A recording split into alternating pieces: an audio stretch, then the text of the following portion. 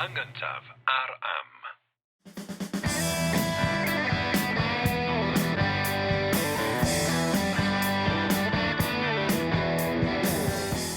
Helo, sy'n, Jerry Hunt ydw i.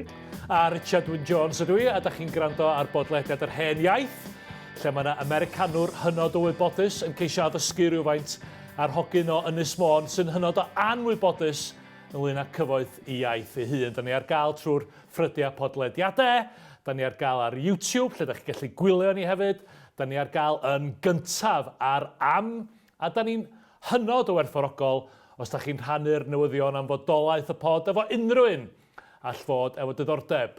Rwan ta Jerry, fel arfer, dwi ddim yn siŵr lle da ni'n mynd, ond y tro yma dwi'n weddol sicr bod ni'n dychwelyd i galu ag at Elis Gruffydd, y cymeriad rhyfeddol fyddwn ni'n drafod o yn y bennod ddiwethaf. Yndyn wir, da. Byddwn eisi tro dwytha cronicl Elis Gruffydd yw'r gwaith mwyaf hir sgwenwyd yn yr iaith Gymraeg. Felly, o leia, am ganrif oedd lawer, lle. Felly, wrth gwrs, mae yna ormod i'w drafod mewn un bennod does. Felly, o'n canolbwyntio tro dwytha ar hanes i bywyd ar darnau o ran agweddau hunan gofiannol ar ei waith ac yn y blaen. Ond tro yma, dwi eisiau canolbwyntio ar rhywbeth o fydd o ddiddordeb neilltuol hefyd gobeithio i'r randawyr, sef y chwedlau Cymraeg a Chymraeg gofnodwyd gan Elis yn ei cronicl.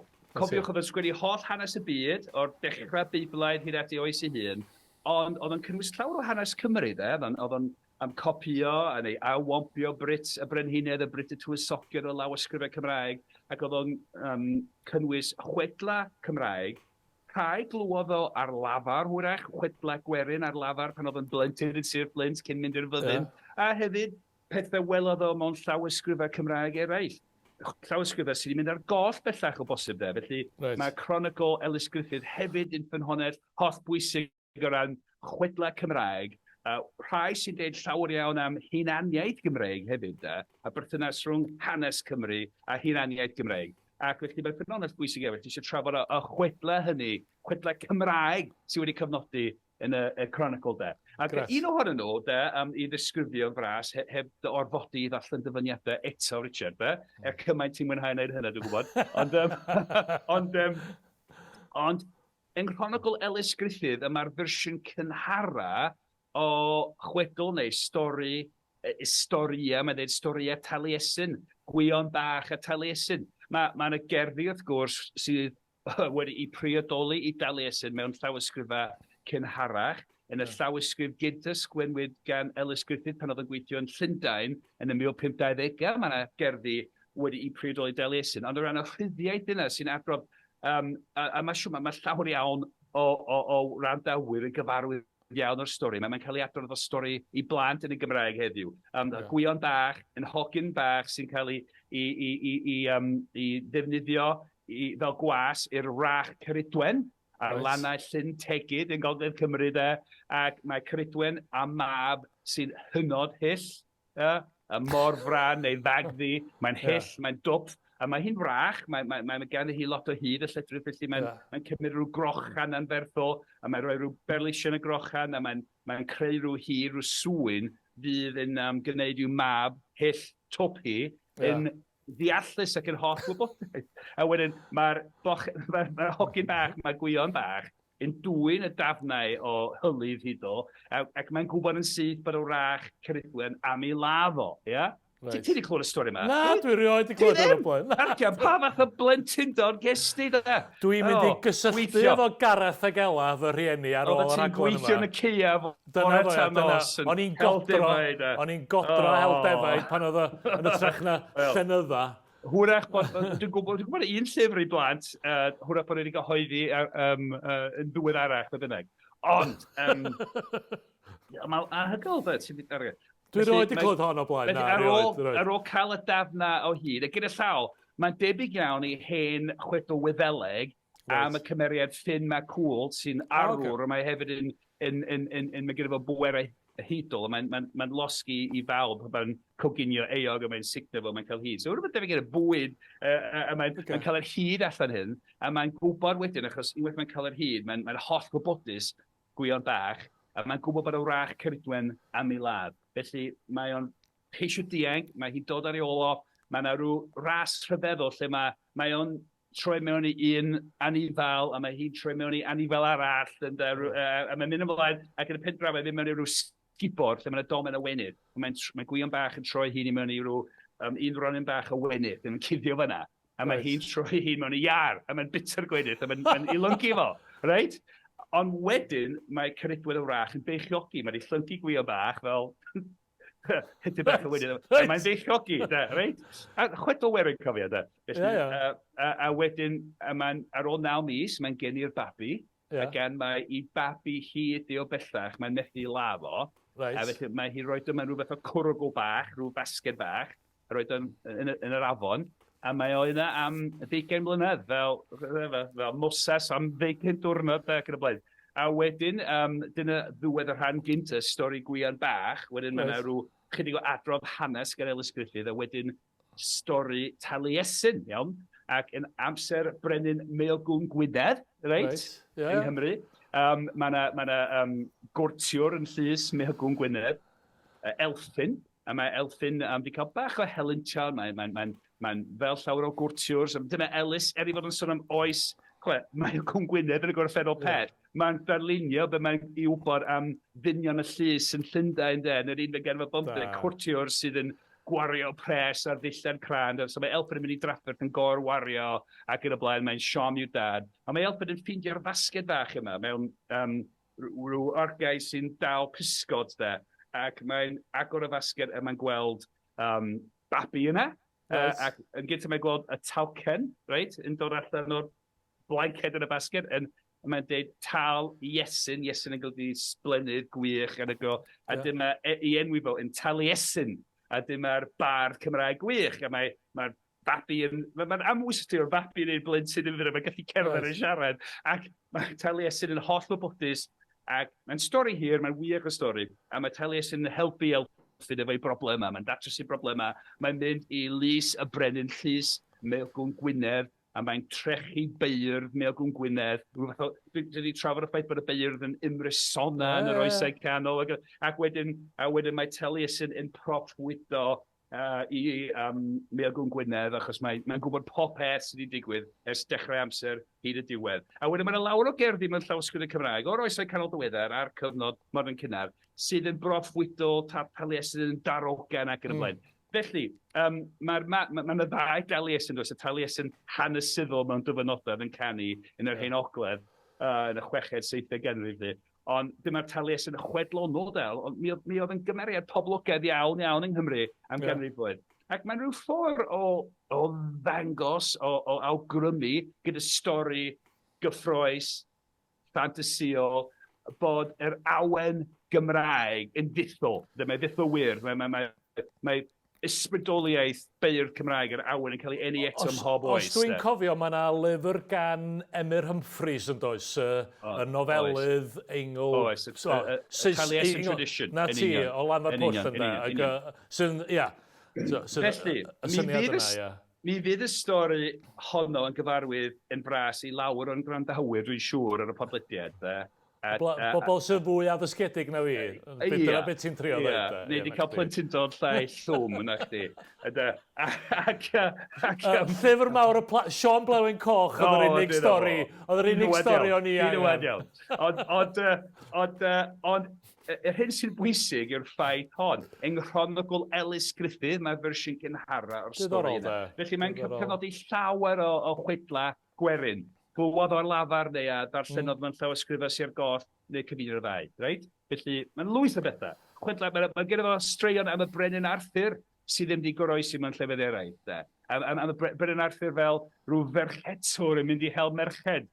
A mae'n ymserchu mewn Cymraes, a mae un o'i farchogion Hyl ap Cawl yn geriad iddi, a mae'r ddau yn cwffio, a mae Hyl yn anafu coes y brenin Arthur, a mae brenin Arthur, paid yn deud wrth neb am hyn, a wedyn nes ymlaen mae'r ferch arall, a mae Arthur yn gwisgo fan i fel merch i mynd ar y slei i hel merched i wedd eto, a mae'n dawnsio, a mae'r Hyl yma yn anafu goeso yn weld bod o'n gloff y dyn sydd wedi gwisgo fel dynas, a mae'n dweud hwyl am ei benno, a wedyn mae Arthur yn torri ben o'i ffwr, ac oherwydd hynny, mae'n rhywle yn Mae'n hiol, lle gafodd ei ben. So mae'n lwyth o chwedlau gwerin Cymraeg, traddodiadol, rhai ohonyn nhw o bosib yn byr hen, a wedi cofnodi am y tro cynta, ac am yr unig dro weithiau, yng Nghronicl Elis Gruffydd. Jerry, mae y mor ddoniol gweld faint wyt ti'n caru Elis Gruffydd. Wel, Ti'n pefrio. Wel, mae'n mor ddiddorol. Ond hwrach, mi fydd rhaid ddim mor hoff ohono fo ar ôl clywed y stori nesaf. Dwi eisiau ti darllen. Mae'n stori gryno, mae'n fyrion iawn. A cofiwch Chronicl ydi o, mi oedd Elis yn trio bod yn hanes sydd da, i fod yn cynnwys chwedlau fydd hyn. Ond aml iawn i chi ddall, pan mae'n cynnwys rhyw chwedl ffantasiol fel yna, mae'n deud, wel, mae hon yn erbyn ffydd y rheswm, neu mae'n anodd coelio a chredu hyn, ond na'i gofnodi bod y bynnag ynddo. Felly mi oedd yn hanesydd da, a mae'r darn dwi eisiau ti ddarllen wan yn dŵad o'r rhan o'r Cronicl pan mae'n trafod hanes dechrau'r 15fed ganrif ac yn wir gwrthgyfal Owain Glyndŵr. Ac ar ôl trafod, beth o'n nhw'n gwybod, y ffeithiau hanesyddol go iawn o'r oedd Elis yn ei gwybod am wrthryfel Glyndŵr, mae'n cynnwys y stori hon. Reit, dwi'n ofni fydd rhaid i Richard Martin yn cynhyrchydd ni sy'n fan mawr o Owain Glyndŵr fynd i orwedd yn y gongol ar ôl glywed hwn. Reit, y mae llyfrau Cymru yn dangos y diflannodd ef Owain Glyndŵr o fysg ei bobl oherwydd sertain o eiria a ddywedodd abad Glyn Eglwst wrtho ef ar fore gwaith. Yr hwnna oedd wedi cofodi o hir fore ac yn cerdded ar hyd llethyr bron ac yn dywedyd, Syr Abad, chychwi a godosach yn rhy fore. Nage, ebyr yr abad, chychwi a gyfodes yn rhy fore o 100 mlynedd. Ie, hebyr Owain. Da de.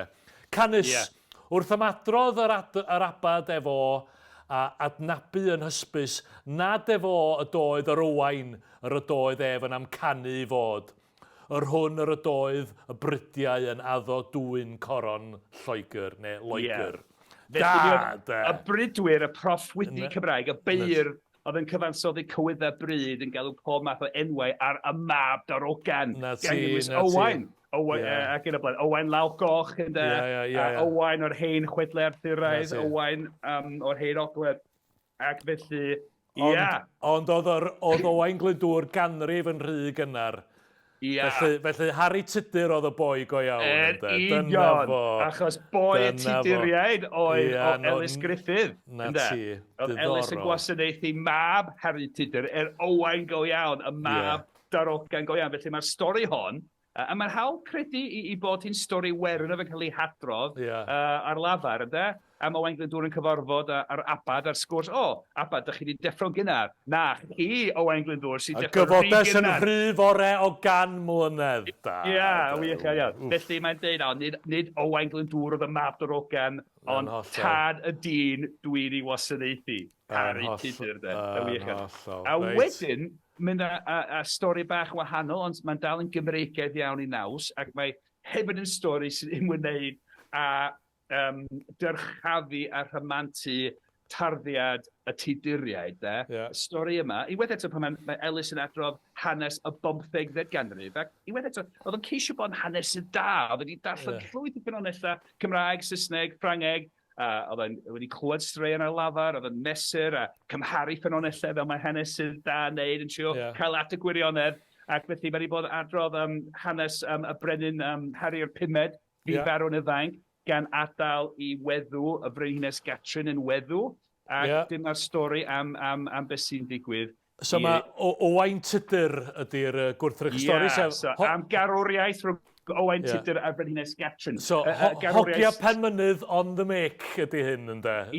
Owain Tudur o Benmynydd ar weddw Frenhines Gatrin yn Llundain. Na ti.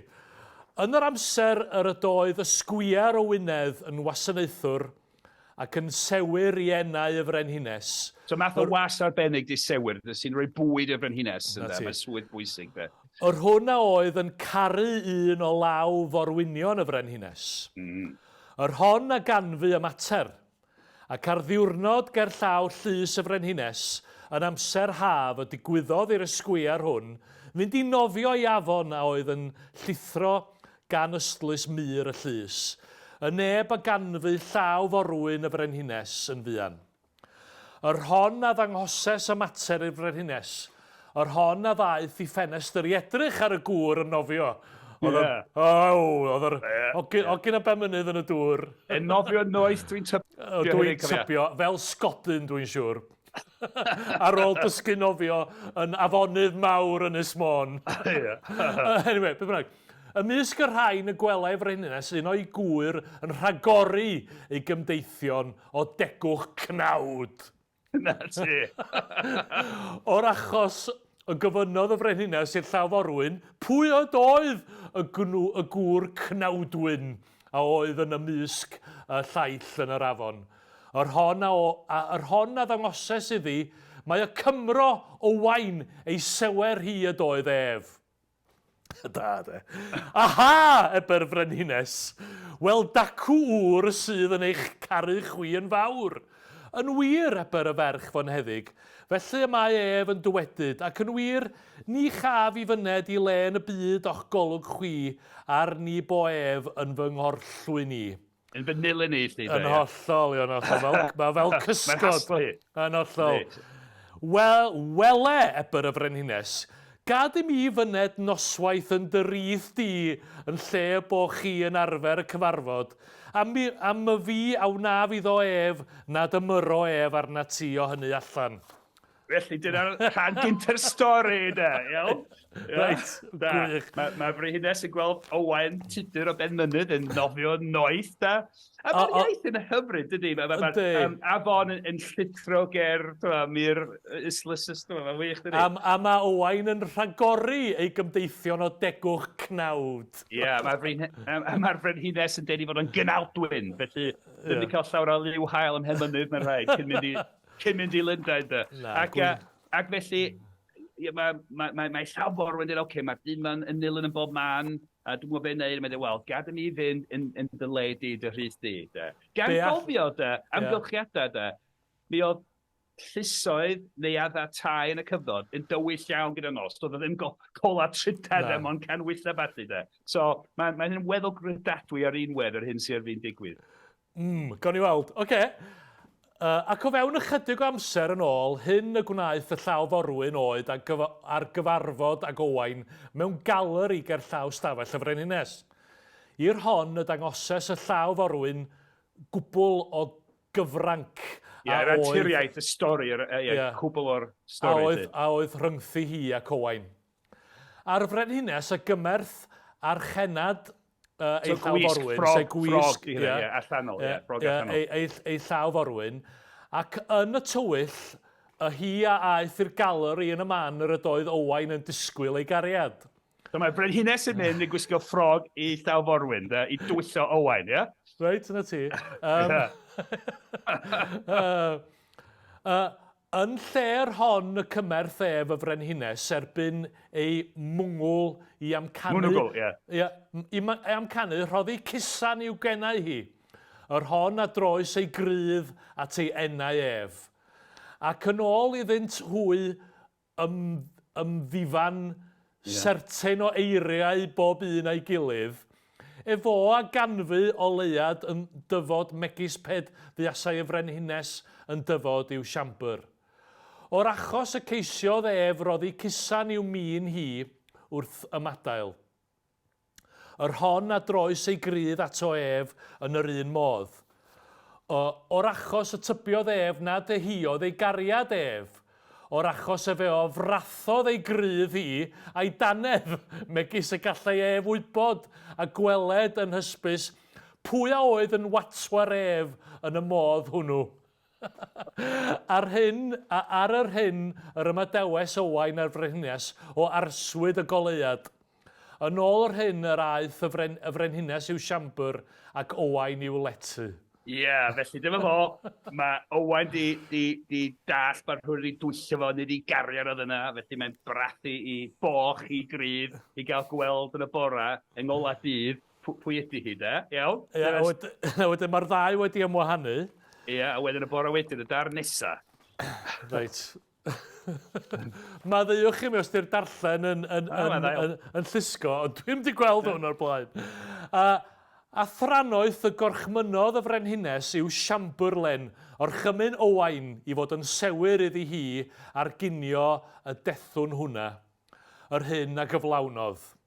Yeah, so mae'n gofyn iddo fo'n was yn gweini bwyd iddi hi, diwrnod wedyn. Na ti. Ac yn ôl i Owain osod y bwyd ar y bwrdd yn ei order megis yr ydoedd ei swydd ef i'w wneithyd.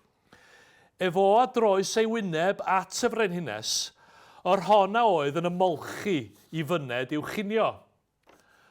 Yn yr amser yr edrychodd hi yn ffyrnig ar Owain, drwy roddi ei bys ar ei grydd, ar yr hwn y gwelai ef blaster. No, mae gen i blaster lle mae oedd i'w brathu hi. Hogia pa mynydd, dyw. Anyway. Di'n brathu'r frenhines.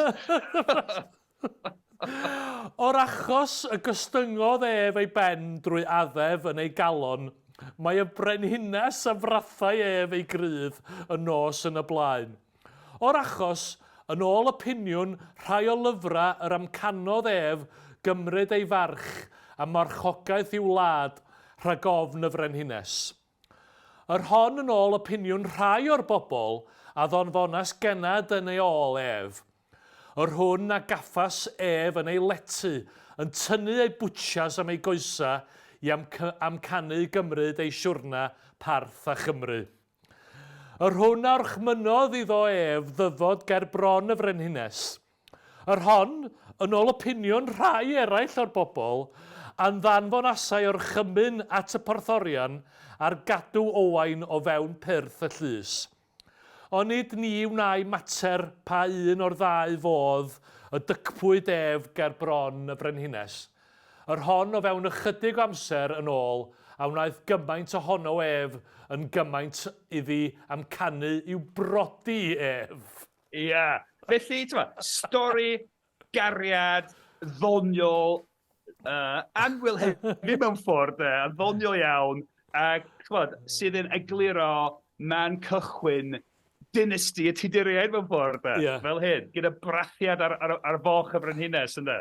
A dwi'n licio'r ffordd ar y coeg hanes yma, yn ôl opiniwn rhai, yn ôl opiniwn eraill. Mae'n dweud pethau fel yn aml, ynddo, cyfeiriad yr holl lyfrau hanesio mae ni'n glywed yn nhw, de. Ond os gai fod yn gwbl anoracaidd am funud o ran y ramadeg yr iaith Gymraeg, de? Right. Yr hen iaith yw teitl y podlediad yma. So, y braddio pan mae'n teud, y bore wedyn pan mae'n gweini bwyd, a mae hi'n sbio'n ffyrnig arno fo, a mae'n dangos plaster. Bosib un o'r enghreifftiau cynharol gair plaster wedi benthygo'r Saesneg yn yr iaith Gymraeg yn y ddal. Ond y brawddeg yna, pan mae'n sbio, dwi wrth ymwneud y brawddeg, o'r achos y gostyngodd ef i ben trwy addef yn ei galon, mae y frenhines y frathasau ef i grydd y nos yn y blaen, reit? Yeah. Felly, y ferf y frathasau, reit? Ie, frathasau. Ie, gor-berffaith y ferf di hynna, brathasau, ynddo? Ac, achos mae, yn gyntaf, mae'n gostwng i ben, gostyngodd i ben, felly amser gorffennol, mae'n deud y stori yn y gorffennol, dydy, mae gyd y gorffennol, gostyngodd i ben, reit? Amser gorffennol y ferf, gostyngodd, wedyn, amser gor-berffaith y ferf, y frenhines a brathasau. Ef ei grydd y nos yn y blaen. Ie, so mae brathasau, gor-berffaith y ferf, yn disgrifio gweithred sydd wedi digwydd cyn y gorffennol yn des. Mae'r stori yn gorffennol, felly mae'n wych, mae'n manylion. Mae'n dweud hyn achos, di pobl ddim yn defnyddio'r gor-berffaith quite gymaint o'r sgwennu Cymraeg. Mae'n un o'r pethau sy'n diflannu i rhyw raddau, mae dal yna. A mae'n bwysig, mae'n jyst eisiau nodi hynna, felly mae'n wych iawn. Mae'n defnyddio holl adnoddau gramadegol yr iaith Gymraeg i adrodd y stori. A wedyn, mae'n mynd ymlaen wedyn, a mae'n dweud bod mae frenhines yn amlwg mewn cariad, mae eisiau i brodi fo, a mae'n poeni nad ydi o ddim yn ddigon uchel i dras, ynddo. Cos mae hi'n brenhines, mae'n weddw y brenin Harri'r Pumed. Felly mae'n danfon iddo i Harold, dwi'n dweud, iddo i courtiers i Ynys Môn, i gael hanes acha teuluol o Wan Tudur, da. A mae'n olygfa wych, mae'r dyn o Lundain yn cyrraedd penmynydd. Mae'n gweld, mae mam Owain Tuduriaid yna yn ei stafell. A mae'n mynd lawr all plas ac troi'r dde mynd i blas penmynydd. A mae'n disgrifio mynd at ei fam, a mae'n bito ei chynio a ddi ar ei gliniau hi. Hynny, mae'n eistedd efo'r ei fflat ar ei gliniau yn bita. A wedyn, mae hi'n rhoi hanes achau'r teulu iddo fo. A pan mae'r dyn yn mynd yn ôl at y brenhines yn Llundain, mae hi'n dweud, bod hi wedi ffidio hi yn bita ei chynio a rhyw ddodredd yn mawr moethus ac yn y blaen. So mae Elis, a mae'n dweud, fel mae gwir o'r math yn ymwneud yn dangos y tŷ-teco, felly mae'n dychanu fel mae cortiwrs y llys yn gorfeidd ac yn y blaen. A wedyn yn y cronicl, fe pwyntiad yn y stori, mae Elis yn cynnwys achau Owain Tuduriaid de. A wedyn cael achau Tuduriaid.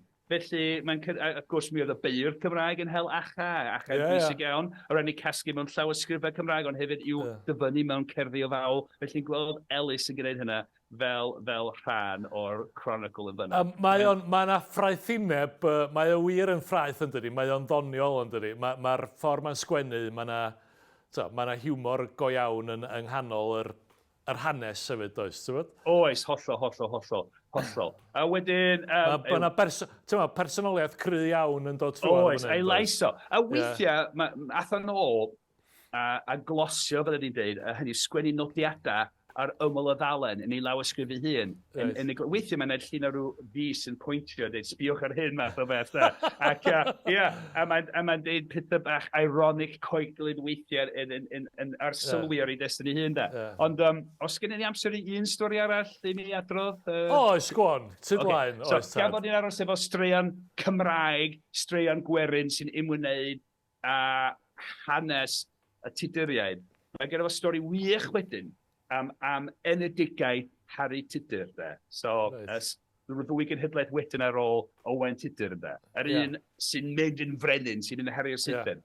Ac mae farw tad Harry Tudur cyn iddo, ar ôl i fam gael ei beichiogi, ond cyn iddo fo gael ei eni, de. So, oedd ei dad yn farw pan anedd Harry yn neu Cymru. Reit?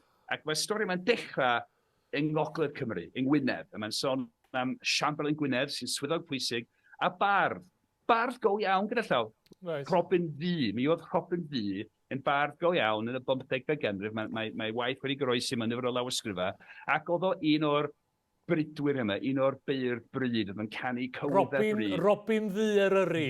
Ia, da chdi. Wel, oedd Robin Ddu arall, yn cymysgu. So Robin Ddu. Just Robin Ddu. Robin Ddu, sorry. Robin Ddu. Ond na, ac oedd o'n bardd, ac oedd o'n fridiwr yn broffwyd, yn cyfansoddi cerddi, llawer o gywyddau bryd o 15 ganrif yn rhagweld pwy fysa'n ennill coron Loegr, de. Iawn. A wedyn, mae o'n proffwydo i Siambr yn Gwynedd. Mae'n dweud, mi fydd mab Iarll Frismont yn cael ei wneud yn brenin Lloegr, de. Ac mae o'n dweud, mae Chamberlain yn dweud wedyn, wel, ti'n dweud celwydd y tro yma, Robin Ddu, achos mae'r dyn yna di marw, de. So sut mae fabo yn gallu bod yn frenin os di wedi marw, a mae Robin Ddu dweud, wel,